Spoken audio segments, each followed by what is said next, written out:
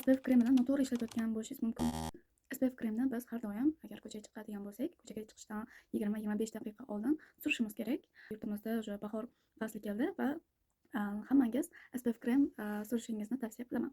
Ko'pchilik ikkita barmoq qoidasini biladi, lekin men bugun siz bilmagan ma'lumotni berib o'taman. Ko'pchilik ikkita barmoqga SPF krem qiladi va ikkala barmoqni yuziga va bo'yin qismiga suradi. Demak, avval hamma o'sha ikkita barmog'iga chiqarilgan SPF kremni yuziga surib, keyin qolganini bo'yin qismiga suradi va bo'yin qismiga deyarli yaxshi surilmaydi SPF krem va bu xato. Nimagaki, bitta barmoq SPF krem yuzimiz uchun, ikkinchi barmoq esa bo'yin qismi uchun. Bu hijoblanmagan opa-singillarimiz uchun.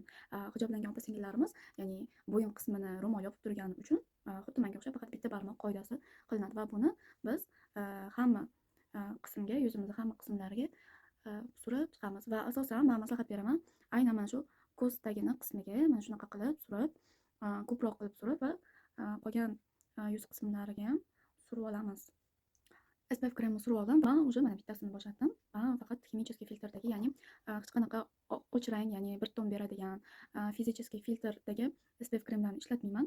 Menga tabiiy hech qanaqa rang bermaydigan SPFlar yoqadi, lekin boshqa ishlatib ko'rgan SPF kremlarimdan menga aynan yoqqani, aynan tushgani Round Lab brendining mana shu biryozoviy SPF-kasi.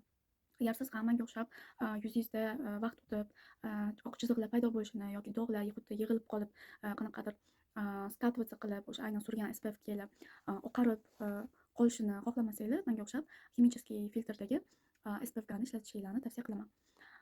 Demak, har doim ko'chaga chiqqanimizda yuzimizni SPF krem bilan himoya qilgan holda ko'chaga chiqishimiz kerak. Agar siz teri saratoni kasalligi chalishni xohlamasangiz, yuzingizga возрастной изменение, ya'ni yosh o'tishi bilan yuzda o'zgaradigan turli xil o'sha pятnalar, ya'ni dog'lar, morshinalar, ajinlar tushishini xohlamasangiz va yuzingizni sog'lig'ini har doim bir tekisda yosh ko'rinib, sog'lom ko'rinib yurishni xohlasangiz, albatta ko'chaga nima ish bilan 10 minutga chiqasizmi, 5 minutga chiqasizmi, 1 soatga chiqasizmi, har doim SPF krem surgan holda chiqishingizni tavsiya qilaman. Va bundan tashqari, nimaga shartman surishim, SPF krem surgim kelmayapti deydiganlar uchun, misol uchun siz agar yuzingizga o'xat qiladigan bo'lsangiz, yuzimizga o'xat qilib nimaga oxirgi etapda SPF krem suramiz? Sababi biz SPF krem tugatuvchi, ya'ni yakuniy kosmetika hisoblanadi. Ya'ni biz bu bilan закрывать qilamiz. То есть o'xatni yopamiz. Ya'ni bunda yuzimizga qilgan o'xatlarimiz, o'sha surgan toner, sivaratka kremlarimizni biz effektini yanada SPF krem surgandan keyin yanada effektini, vaqtini cho'zgan bo'lamiz. O'shaning uchun siz agar albatta SPF kremni ko'chaga chiqqanda ishlatishingiz kerak bo'lgan sabablardan bittasi.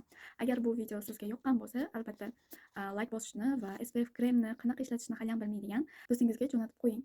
Keyingi videolarda ko'rishguncha, annyeong!